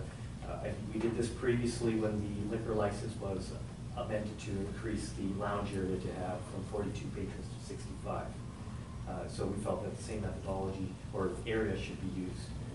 However, what's different about this one is signage is going to be required and advertisement in the local paper by the applicant has to be done. I was wondering if it's, the last time I think one of these type of council comment type things came up was when somebody was looking to move their liquor license to another business downtown here. I think I brought up at that point too that we should increase that area to 100 meters, or I think that was the number I used, just to get a bigger net, cast a bigger net, because of the nature of most of the commercial businesses in the area. So being that that corner is sort of at a area where there's residential and then commercial businesses, I'd like to make that suggestion that we go out with a 100-meter radius just to cast the net larger. Is it something that we can amend the motion? Before I you don't know who was the go, mover and seconder, but I'd like to. yourself then, Councilor Dodd. Amenable to that? Okay with that. So I'd like to make that change if we could then. To beer or not to beer, that is the question. Liquor control group, okay, Councillor Britt. My concern with this location, it's also the Greyhound Bus Depot. And the door where they go in to get their tickets, purchase their tickets, that's in the same area as the, I just wonder if the business would be in conflict, or you're gonna have families, and I just wonder if that's appropriate. Your worship, through you, the qualifications and the certification for that, I guess the answers will be the Liquor Control Board. They're the experts, and ultimately the authority rests with them to approve any liquor license change and what that will look like. It may be everything asked for, it may be only some of what's asked for. Indeed, no matter what information is provided through the process, they may say none of it will be approved, be stuck with what you have. Okay. Sounds very good. We have a motion on the table. All those in favor? Contrary? Motion carries. Thank you so much. And then parking right along here to item 9, correspondence. 4 items. Maybe start with B. Receive the Advantage Hope 2015 annual report for information. Okay. Councilor Dival. Second. Second. Okay. All those in favor? Contrary? Motion carries. Item B, Advantage Hope quarterly reports. Okay, Councilor Smith moving receipt, seconder. Okay, Councilor Dival, thank you very much. All those in favor? Contrary? Motion carries. Item C, Hope Visitor Center and Museum Complex quarterly reports. Received. Yeah, move receipt. Okay. Seconded. All those in favor? Okay. Item D, information correspondence. Okay. Councilor Erickson moving, seconder. Councilor Diamond. Okay. Questions or comments? All those in favor? Thank you. Any pertinent business, none at this time, but we have a public question period for items relevant to the agenda. So we're looking for friendly, unfriendly, or indifferent comments from the public. Can I just ask a question? I was part of the advisory group on the official community plan thing. And so the next step, is that a public meeting, or is, I heard the motion, but I kind of. Public, yes. Okay, so it invites public comment on the Absolutely. process, and then, Yeah. okay, and then there's the third and final reading, is that what happens? Okay. Yeah. So Adoption. when do you do? Timelines on that, Mr. Gill, just to clarify? Rough ballpark figure? Your worship, as it's mentioned in the motion, we're going to be sending out to the other sort of folks that we have mentioned, and once we receive comment back from them, we'll be proceeding. Our goal is to get it September. To have the meeting in September, you mean, or the final reading? Public hearing and final Oh, reading, if possible. yeah, okay. Yeah. I think to do it in August would be a little, could be a little tough, because a lot of people are taking their summer break, so. Yep. Attendance might be a little sketchy. Additional comments? And for XY's benefit, from the Home Standard, our meetings are not normally this long. So to make you feel good, it's not normally going on this long. Yeah. Okay, maybe a motion to, no, of course, the next meeting will be August 22nd, and then a motion to proceed in camera, maybe a 5-minute break. Okay, good.